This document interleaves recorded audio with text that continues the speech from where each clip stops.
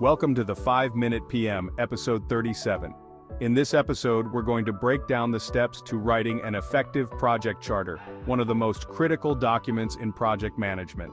The project charter is your project's blueprint. It sets the vision, defines roles, and gives the project manager the authority to start. Without a solid charter, your project is at risk before it even begins. So how can you ensure that your project charter covers all the essentials and provides a strong foundation?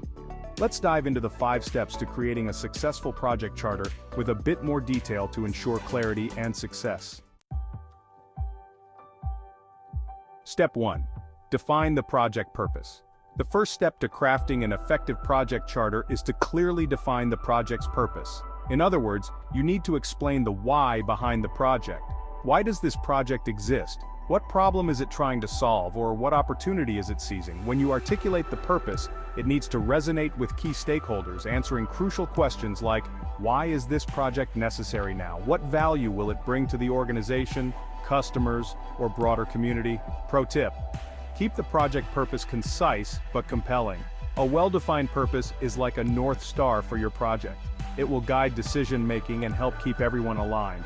A vague or overly broad purpose can lead to confusion and misalignment as the project progresses. Make sure to highlight the strategic importance of the project and link it to organizational goals where possible. Step 2. Outline the project objectives. Once the purpose is clear, the next step is to outline the project's objectives. These are concrete targets that your project must achieve. The best objectives are SMART: specific, measurable, achievable, relevant, and time-bound. SMART objectives ensure that progress can be tracked and evaluated in a meaningful way. For example, increase website traffic by 20% within 6 months. Launch a new product line by the end of Q2, achieving a market share of 10% within the first year. It's essential that your objectives not only focus on deliverables, but also include quality benchmarks. What does success look like for each of these objectives? How will you measure it? Pro tip: make sure the objectives you set are aligned with the organization's broader goals. Objectives that aren't clearly connected to strategic priorities can lose support from stakeholders down the road, making it harder to justify time and resources. Step 3. Define the project scope. The project scope defines the boundaries of your project. It outlines what's included and, just as importantly, what's not. Clearly defining the scope is critical because it helps manage expectations and prevents scope creep, a common issue that can derail projects when unplanned tasks are added without approval. Here are some key questions to answer when defining scope. What are the primary deliverables of the project? What specific activities and tasks are required to produce those deliverables? Are there any known constraints or assumptions that will affect the scope? Pro tip: be sure to involve key stakeholders in the scoping process to avoid misunderstandings later. Scope that isn't agreed upon by all parties can lead to costly rework and missed deadlines. Also, revisit the scope regularly as part of your project review process to ensure that it remains accurate as the project evolves. Step 4. Identify key stakeholders and roles.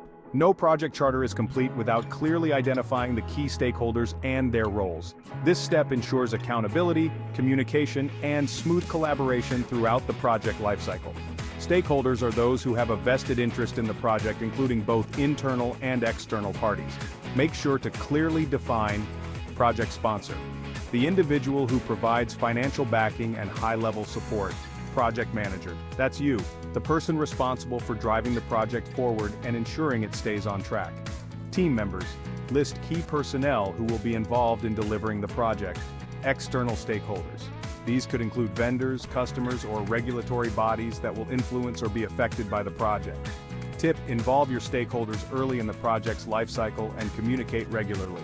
When stakeholders feel informed and involved, they're more likely to offer support, and fewer surprises will arise as the project moves forward. Make sure to outline their roles in a clear, unambiguous way to avoid any confusion. Step 5. Establish a high-level timeline and budget.